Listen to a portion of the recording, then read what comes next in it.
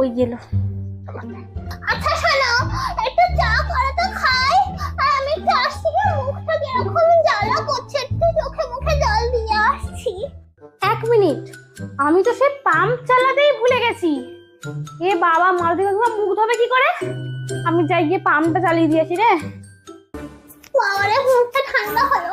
এ বাবা কাকিমা, তুমি মুখ ধুলে কোন জলে? কল থেকে জল পড়ছিল, আমার ট্যাঙ্কিতে একটুও তো জল নেই, আমি তো